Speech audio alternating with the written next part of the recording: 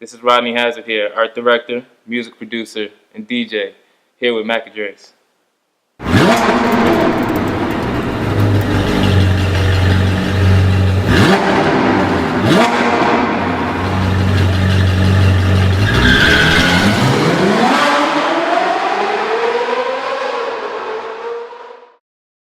What I do on a day-to-day basis, I'm a full-time art director over at Virtue Worldwide, and what that means is that I work on a lot of branded content, so everything from video content to experiential content, like a lot of non-traditional advertising and like activations for brands.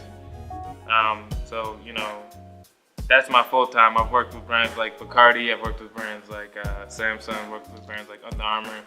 I've done a lot of cool things, cool creative things to kind of try to push the boundaries of the things that you see coming from these guys on a daily basis. So, and then other than that, outside of that, I'm a music producer. So I've worked with people like Heavy D, AZ, Joe Budden, Bipolar Sunshine, Mayhem Loren, a lot of people, a lot of people that work in the hip hop realm, the R&B realm, electronic. I also DJ. I have a party here in Brooklyn that's been running for about a year and a half called Never Sleep. And that's something that's bouncing around right now, but that's kind of like a music platform for the creative class. It's pretty open format. You can come and, you'll do everything from like drum and bass to a dancehall party to like a West Coast party. So it's really just a safe space for people to come through and express themselves fully and freely. So the thing about Never Sleep is that it's moving to, we've been doing a lot in Philly lately.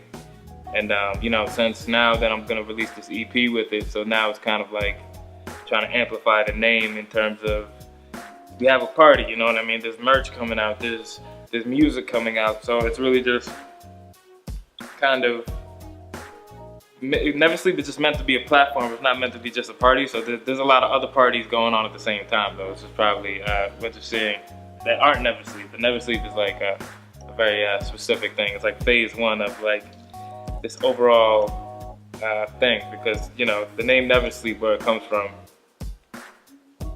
The name Never Sleep, where it comes from it's about the storytelling. Okay, so when I was working with Heavy D, I was working out of Daddy's house, which is Bad Boy Studio on like 44th, I think, something like that. And at the time, I had just left school. I was going there every day because I was just freelance because I would be working from home. And it was one week I didn't take any freelance because a songwriter I knew was in there. And I sent him my stuff and he was like, yo, Heavy D said come to the studio tomorrow, bring any equipment that you use. So I brought this little keyboard. Brought it in and I went and saw Heavy, and long story short, I was in there every day probably from like 9 a.m. to like 2 a.m. in the morning, and most of the time that I was in there, it was like teams of producers and songwriters that would come through at all times, but at the same time, the engineers that were there like around the clock, So I'd see when I was coming there, I would see old boy leaving, By the time I was leaving, he was coming back. So I was like, damn, these dudes never sleep. These guys literally never sleep, you know what I mean? So that's kind of like where the concept of the party came from, right? Because I feel like I've started to turn to one of those people who are just like doing it around the clock and not exactly even thinking about the time, thinking about anything else. Like when you're just in that flow, you know what I mean? When you're in that flow, it seems like nothing else matters, So that's kind of where like the whole idea of Never Sleep was where the ideation came from in terms of like building this platform, this party where it's at now. So, well, I guess the way I got into art directing, I guess where it all started, like as I mentioned previously, I was a fine artist way before everything, in high school. And when I was a freshman in high school, my cousin was a senior, and he also always did art, always did anime, all sorts of stuff, right? And I saw him go into graphic design, and like kind of seeing how some, art and design is a little different, I would say, but I feel like, design can be art made practical, made to like solve solutions, come up with solutions, solve problems, you know. So I've watched him go into it, and it kind of was able to take my art and give it a direction. Like, this is a way that is practical, and it'll be, you know, everybody will see it, and it's a way to, you know, actually move within the field. Because before I was kind of just moving aimlessly, like I really just like art. And I'm not gonna say I knew exactly where I was going, but you know, one thing led to another. And since I always studied design, I've always studied, you know, fine art as well. I've taken, you know, every single course that anybody has to get in order to, you know, to go through in order to get a bachelor's, you know. So, but I started off as a designer working for like social media agencies and, you know, freelancing for a bunch of different people. And one thing led to another. I've always worked on my own projects on the side, like developing music videos and building albums, you know, alongside this entire time while I was doing art and graphic design. So being able to lead and conceptualize a lot of the projects on the side kind of led it to that happening in my full-time career. So, you know, one thing led to another, and it's not like I'm doing anything different. I'm very hands-on still, but now it's just more of like leading a team and executing with a group of people and communicating these ideas to, you know, whoever's up the ladder, whoever's down the ladder, and just really like having fun with it, making stuff.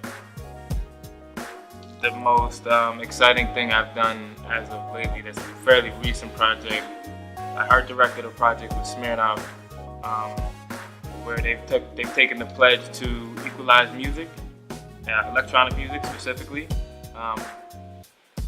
Right now, the bookings of female DJs and like female talent is around like 2%. They're trying to bring it up to 50%. So what they did is that they created a hub where there's the top 50 electronic artists, female electronic artists on the site, and it's highlighting everything that they do. And they all have playlists that they share, you know, through Spotify and things like that. So it's a hub that you can actually go on like partners.vice.com. And I built the site, but also on top of that, we took like, you know, 5 to 10 different women and we shot them over at Celio, art directed to shoot for them. And on top of that, you know, where I'm at Virtue Worldwide, we actually did a documentary on Femme Electronica where we took Black Madonna and we brought her over to Uganda to work with another DJ called DJ Rachel. They did workshops over in Uganda, and then they also do a party there. And then they took DJ Rachel from Uganda and brought her back to Chicago, where Black Madonna is from, and they threw another party at the Smart Bar, which is a very well-known place in like the electronic world. So that's probably like the thing that I'm probably one of my favorite projects that I've done recently. I've taken a lot of risk just as a businessman, so I think that I'm just a smarter businessman overall, and I think I approach things with more confidence, and I'm able to justify my ideas way more. And I think that, you know, the businessman and the creative thing kind of go hand in hand for me, because, you know, a lot of the business that I do is in the creative field. So I feel like I've just been way more confident in my ideas, being able to justify things as opposed to, you know, being more overcomplicating small things and ideas in general. Right now it's way more about streamlining the process, you know, getting somebody in the door, you know, at the ground floor, and then showing them exactly like the world that we can, you know, I can bring them into just with the creative that I do. So the biggest thing is to, you know, establish your taste, you know, have a point of view on what's going on, you know, not just in the world, but, you know, in terms of your taste, in terms of, you know, what do you bring to the table that's different, you know? I think as long as you keep it organic, you stay as authentic as you possibly can be. I think that's the best way to be. There's only one you, so I think that's the best way to actually attract the following, to touch people. Open, check the dialect from my diaphragm, my man. Me and my crew walk the streets at night, like looking for the right one, baby.